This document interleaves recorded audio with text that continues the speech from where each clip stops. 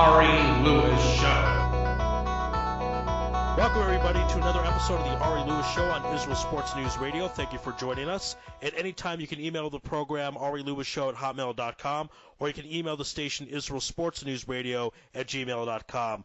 Where does Israel's economy rank in terms of world economy, and what is in store and in future of Israel's economy? On the line right now, the professor of finance at Bar Ilan University. He is also the owner and CEO of Ogan Agricultural Finance and Business Consulting. It's a pleasure to bring on first time to the program, Dr. Boz Yam. Doctor, how you doing out there? I'm great. How about you? I'm doing great. So, let's get started. A lot of people are concerned if Israel's economy is healthy. As you know, 70% approximately of Israeli citizens are in minus. They're in debt. People complain all the time about low salaries, struggle to make money, etc. So, is our economy in Israel healthy in general? I think, that's a broad question. Let's try to tackle it step by step. Without talking about the minus in the bank that many Israelis tend to have, that's a personal habit. So that does not reflect on the economy. It reflects on us Israelis. It's a terrible habit that many of us have.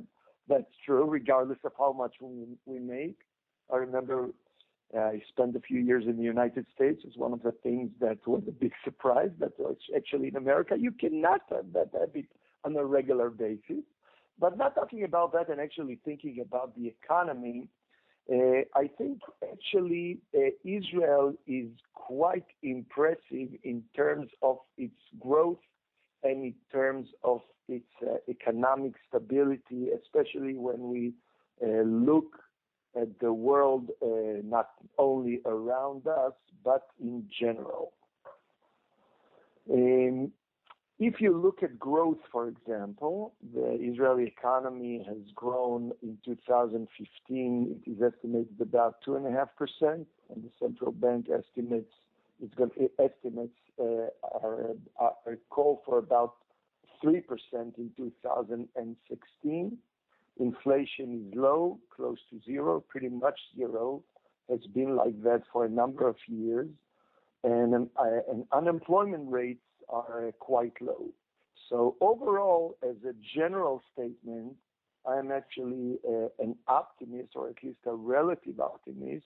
And I think the economy, again, everything is relative. You always compare yourself to other countries.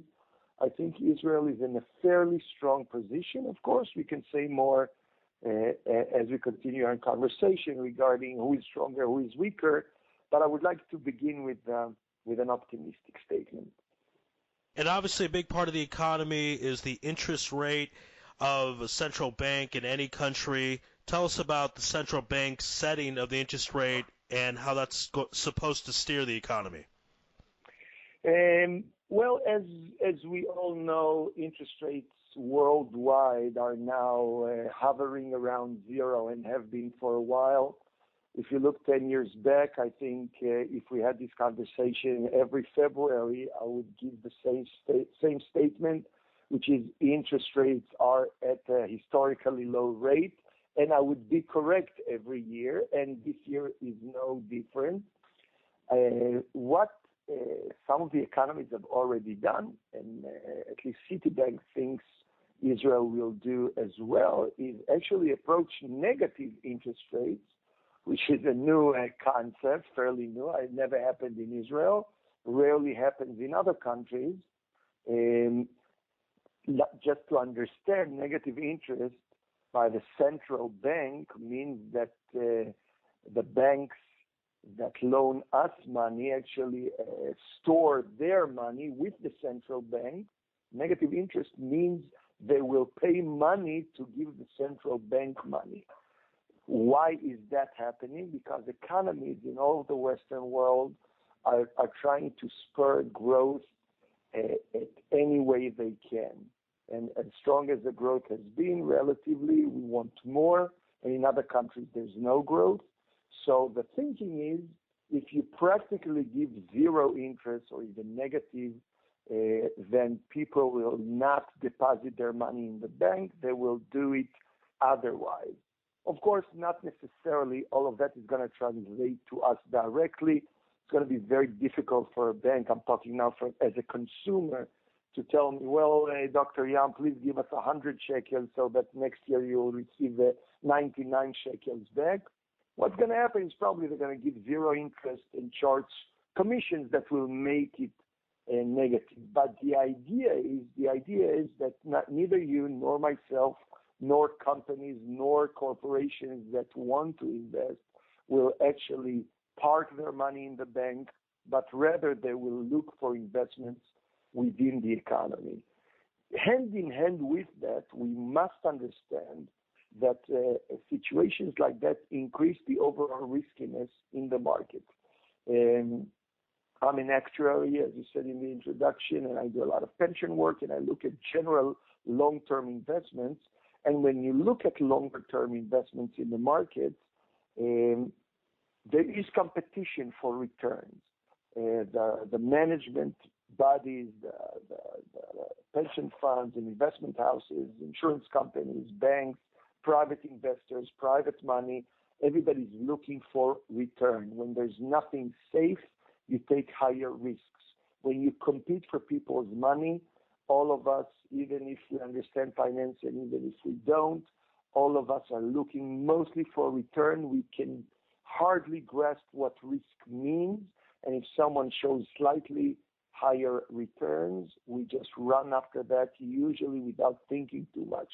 In order to be there at the front of the line, the fear is that some of the larger investors will take higher risks. We must understand it as individuals. We must be diligent and careful how we invest our money and where we put it, even if the environment is such that it offers low interest rates, because we must understand that some of the higher yield investments come with a higher risk. That is as far as I think the interest rates go. On the same week that we're taking this interview, I think it was yesterday or the other day, we read that the train of the Israeli high-tech is moving forward still at full force. There was a large company purchased by Oracle for about $500 million or something like that. There was several announcements of private funds raising $100 million, raising $50 million, raising substantial amounts in order to reinvest right here in Israel, in the Israeli brain, in the brains of people, usually engineers, computer programmers, biotech, etc., that bring new things to the world, that bring new ideas, new technologies. World companies are willing to spend a lot of money on that. And I know some people believe this is a problem because the companies are actually being moved away. Most of the time, the companies stay here, maybe as a subsidiary of the global company, and the money stays here in the sense that people, local people, earn good salaries. The entrepreneurs receive substantial amounts of money, which are usually reinvested right here in Israel. And this growth spurs additional growth around it. Everybody who's somewhat connected to that strong locomotive, if you will, and that includes a variety of people, not only the engineers, everybody around it, including consultants or lawyers and accountants and the service providers, all of those people enjoy that growth. The difficulty is, of course, to bring that tremendous prosperity to the regular folk, to people who are not necessarily as strong and as capable to riding on that train. I think this is the challenge that Israel is now struggling with, how we can have a more equal society, not by reducing the wealth of those who actually bring this prosperity, but how can we lift those who struggle, those who make average salaries and below, into what we all want to see as a 2016 lifestyle with all the good stuff that many of us can enjoy. Again, this is the Ari Lewis Show on Israel Sports and News Radio. We're speaking with Professor Dr. Boz Yam about the Israeli economy. Doctor, I read recently that the central bank was thinking about implementing a negative interest rate. What is a negative interest rate as opposed to and how that affects the economy at large? A negative interest rate means that the banks, let's say Bank Hapoalim, Bank Leumi, the ones we work with here locally, mostly they raise money from the central bank and lend it to us. And they live on a margin. So they lend for X, they borrow for X% and they lend it to you and me for X plus something. And that's how they make their money. What the central bank is worried about, that the money that it gives or it lends to the branches, to the actual commercial banks, is not spurring the economy. It doesn't reach the actual investors. So what it's doing is something very unique. It says, well, if you're a discount bank or any other, so I'll mention everybody, Mizrahi Bank, whatever, and you deposit money with us, we will charge you something. Not only will we not give you interest, we will charge you interest. The goal is to have all the money out, all the money lent to you, me, and other investors within the economy.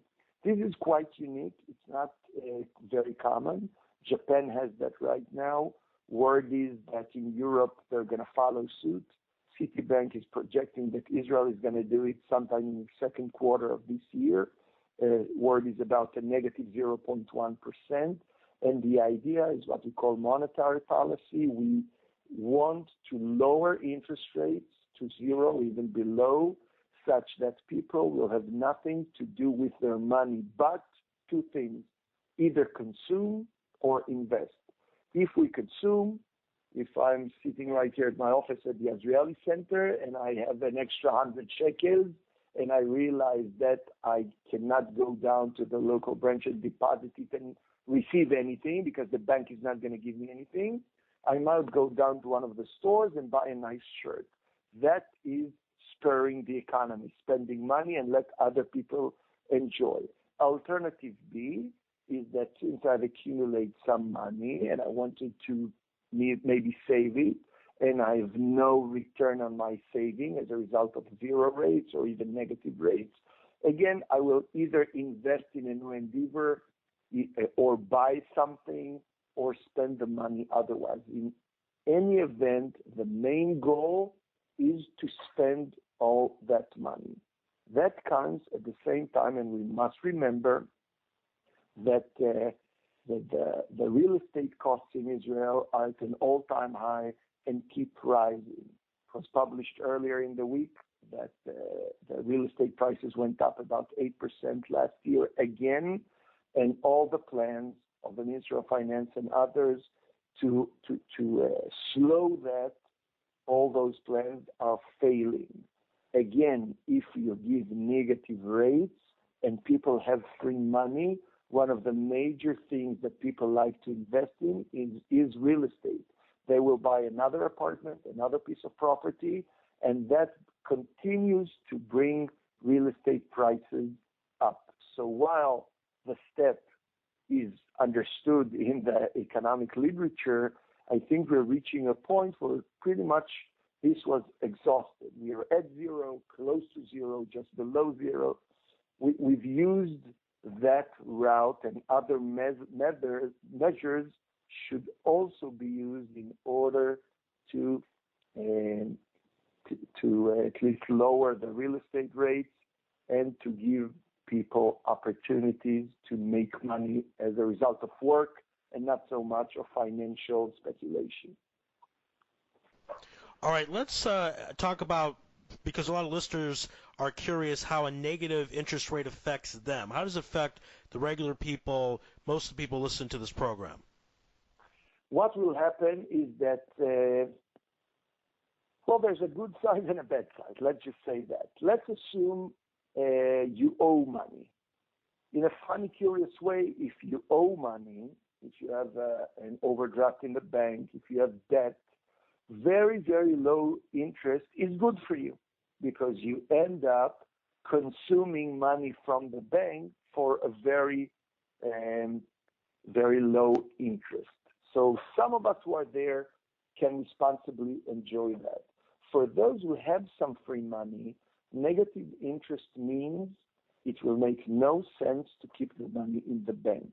We will get at best zero interest. Even right now, without negative rate, what you can get in the bank is probably 0.1%. When there is negative interest, you can probably get zero or maybe be charged additional commissions such that the effective rate will be lowered to around zero or negative. That means all of us who have some free money, it could be $10,000, $100,000, we're not talking millions here, we'll be forced to ask ourselves, what do we do with this free money? One way is to say, okay, we'll just keep it in the bank and get zero. One way is to say, well, I don't want to keep it in the bank, I'll just keep it elsewhere, I'll buy a safe deposit box or something like that. Maybe I'll look for alternatives overseas. And another will be for people to try and look for investments. This is where my worry is. Zero return is very low. It is still safe. When people will start to look for additional investments, they will take risks that they do not necessarily understand. And my advice is to be very careful about opportunities that usually will pop at times like that, when everybody's going to say, well, you put your money in the bank, you can get zero. You feel silly. You feel like you should do better than that. And then you make a mistake. Then you might risk your money and invest in an environment that you do not understand, that a good salesperson, even with good intentions, can lure you into. And I would caution people to be very, very careful where and how to invest their spare money, even if interest is zero. Zero interest is still means that you get to keep your money, your principal. Negative interest, of course, is terrible. Of course, in that case, you should keep the money yourselves, but risking the money is what I would, more than anything, caution average people in terms of their financial knowledge. I would be very hesitant. I would consult friends, consult professionals on what to do with that money before jumping into risky situations. You read in the paper, you see how people lose money. It's usually in times like that, when they feel like they're the only ones in the world not making money. There's zero interest, the bank is horrendous, and the country is not supporting them, blah, blah, blah. Everybody around them supposedly is making money doing something. I would be quietly and carefully consulting someone on what to do and be very cautious about it. Again, this is the Ari Lewis Show on Israel Sports and News Radio, joined by Professor Dr. Yam, talk about the Israeli economy. So, Doctor, would you recommend or be against a negative interest rate? I think this is more of a statement than an actual event. I would think that if it's extremely important to the minister or to the central bank to say, folks, go spend money, I would do it. I personally would not do it. I think the Israeli economy is not in a situation where this is required. I think it sends a message of panic. When you read negative interest, you're confused, much like you're asking me right now, because you're bothered by this. It sounded strange to you when you heard about it and you wanted to hear about it more. The alarm bells are ringing, and I don't think there's any reason to panic. So for me, interest rates are 0.1. If you want to get to an actual zero, I can see that. But below that, I think enough is enough. I would not go negative. The message it sends is too powerful, while the effect is going to be marginal, because at the end of the day, most people will not pay money in order to make a deposit. They will simply keep their money and might do silly things with it. I'd much rather have a zero rate and people keeping their money in the bank than negative rate and people taking it out and doing silly things with it, which some of them will do for sure. All right, so kind of moving forward a bit, I guess I would say, is there anything outside of adjusting the interest rate that the government can do to stimulate the economy? I think everybody's talking about real estate right now. Young people have a difficult time buying usually their first apartment. That is one aspect. And another aspect is participation in the labor force. I think we should be courageous in admitting where our weaknesses are. And this is where at least I see those weaknesses.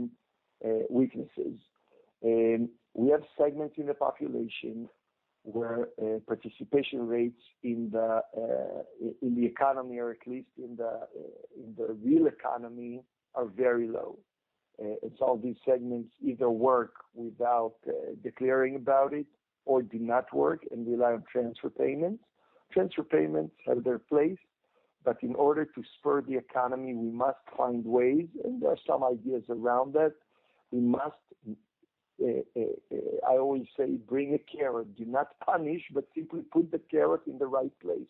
If people receive the right incentives, especially those from very particular populations, the right incentives to go out and legally work and freely work without being punished for reasons that are ideological, and I can relate to them. I think we will have a flow of new people working, and some of them are very talented people, which right now for some reasons do not work, and that will spur a lot of growth. That is one thing, higher participation rate.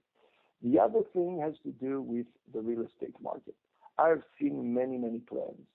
I frankly believe in none of them. It's a very simple economics 101 class. There is not enough supply. Young folks, Israel has nice growth rate demographically. Israelis tend to have many children, almost a world record.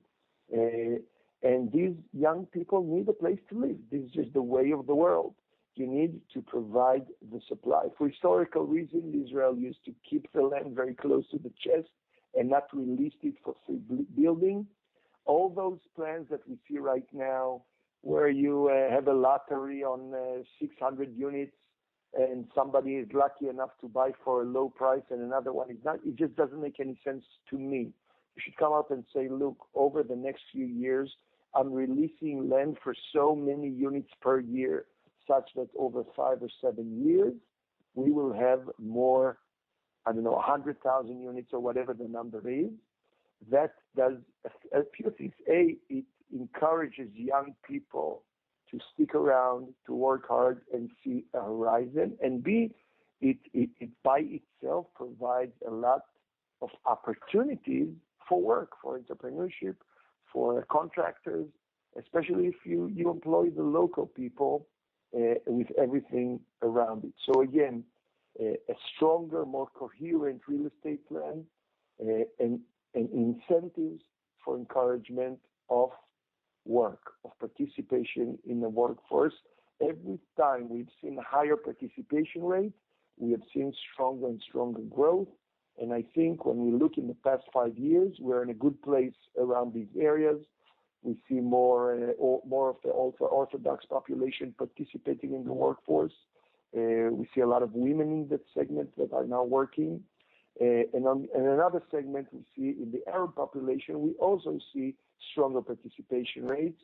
And these two populations, which may be very, very different in other respects, in these respects, both are neglected. Both, I think, were not approached, each one with the appropriate measure. They are different from each other, but both were neglected. And I think with a closer look, we can encourage people in those two populations to go out and work, and that by itself will increase growth and will increase the distribution of wealth to more and more people. All right, and last question before we let you go. This is Israel Sports and News Radio. I heard you were a pretty good basketball player. Tell the audience a bit about that. That should have been the other way around. If we have that much time, we should have talked about basketball for 25 minutes. Right. Yeah, I used to play ball. I'm 6'7". I enjoyed it very much. Unfortunately, now I'm old enough to admit I simply was not good enough to get to the highest of levels. I played in the second league year. Sports is funny. Sports is an emotional thing.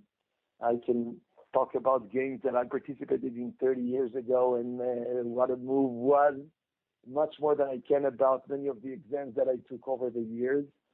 So go Warriors, and we'll hopefully see a new 73 win team in the NBA. At least I'm waking up early to watch that. The West Coast is good. Games start late enough in the early morning to wake up and watch them. That's right. Yeah, 10-hour difference. So if they start That's right. 7 p.m., you can catch a little bit 4 in the morning, catch the end, fourth quarter, 6 in the morning. Good stuff. That's right. All right, another episode of the Ari Lewis Show here at Israel Sports News Radio. My guest this evening, Professor Dr. Yam, speaking about the Israeli economy and a little basketball at the end. Doctor, thank you for your time. We greatly appreciate it, and look forward to doing it again in the future.